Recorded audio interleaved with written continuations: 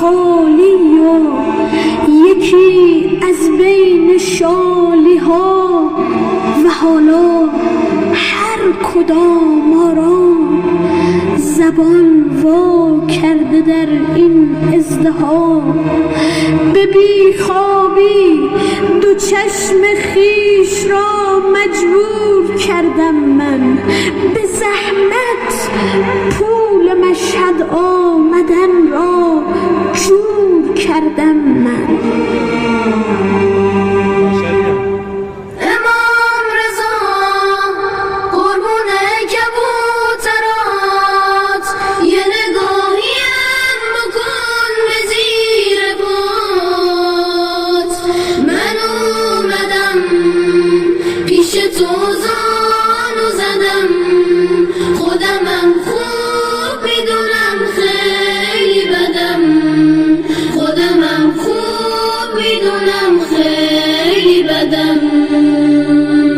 خبر دارم از همه دل میبری، دلای شکسته رو خوب میخری.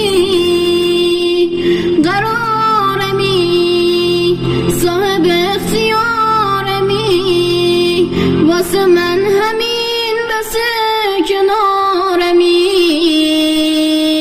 میخوام بگم که تویی بنا،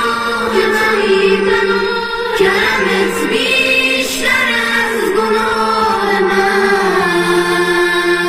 بذار تا یه دل سیر نگات کنم، اومدم از سر دل صدات کنم، اومدم از سر دل صدات